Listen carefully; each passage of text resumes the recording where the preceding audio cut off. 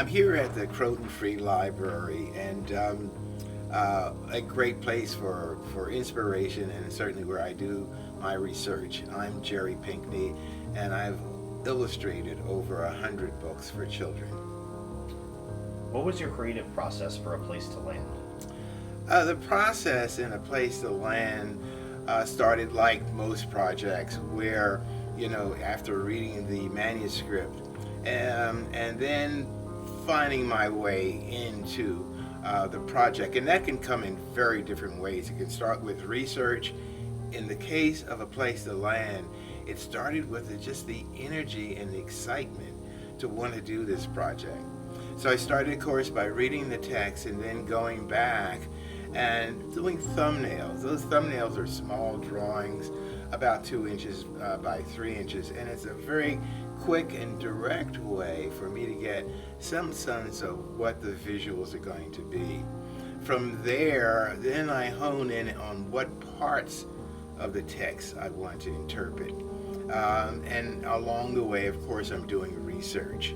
So research, thumbnails, going back and forth, so I get myself into the project, where I began to see and live in that sort of space of the text. My role is to interpret. And so in order to do that, I have to know as much as possible about the subject. Once that I'm pretty sure of what I'm going to illustrate, what pieces of the text that I'm going to elaborate on or enlarge on, then I start growing those thumbnail sketches to larger working drawings. That's before, of course, I see my editor, I see my art director, there's a conversation, and really, in so many ways, it's a collaboration also with the publishing company. And from there, once everybody agrees on where I'm going, I start the finished art. How did you collaborate with author Barry Wittenstein? A Place to Land was really offered to me by Neil Porter, who's my editor and publisher at Holiday House. And like most projects, the author and the illustrator, even though they collaborate, they don't physically find themselves in the same space together. In this case, my collaboration with Barry Wittenstein had a lot to do with just my response to his beautifully written and poetic, nuanced text. So the collaboration was a response to what Barry had created. What is your favorite Martin Luther King Jr. anecdote and why? I keep one story. I try to, in many cases, keep a number of stories in my head about Dr. Martin Luther King. And one that came to mind, because you have to remember this was a very challenging time for him and for the nation. But there was one particular story that I thought about over and over again, and it had to do with their sense of play in the midst of all this turmoil and tension that Dr. Martin Luther King and his associates found themselves in a hotel room. And at one point, and I don't know the full story of what sparked it, but they began to play with one another in as much as a pillow fight. And I always remembered that and brought it to mind when I was especially dealing with the darker chapters in our history, that the fact that they could take time to actually play. What is your favorite medium and why? My medium of choice is watercolor, and I've been doing it for some time now. And that's my signature medium, but in this case, in A Place to Land, demanded more. And so you look at the art, and what you'll see is that it is also layered.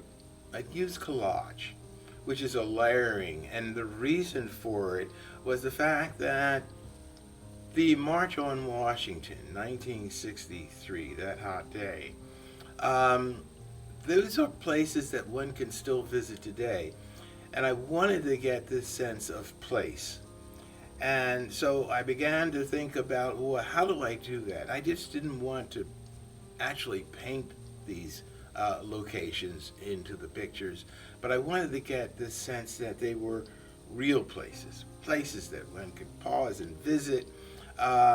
So I began to think about collage in a very serious way, as a way to communicate that these places exist, that this event, this iconic event, took place in this country in 1963 with 250,000 people attending, young, old, black, white. I wanted to convey that energy and that sense of time, the sense of urgency. So collage became part of this process of watercolor collaging bits and pieces of maps, of photographs, of marchers, of signage, all those things. I wanted to get the sense that, hey, this really did happen. What advice would you give to young authors and illustrators as they learn to improve their skills? In terms of improving a skill set for an artist or any creative person, one has to first develop their sense of curiosity. One has to work at developing many interests to be able to see the world, your community, through different lenses or different perspectives. After that, interest, curiosity, get yourself a sketchbook and do a drawing every day, no matter how much time one spends. It could be 5 minutes, it could be 10 minutes, but the mind, eye, hand coordination is essential. Curiosity, interest, practice.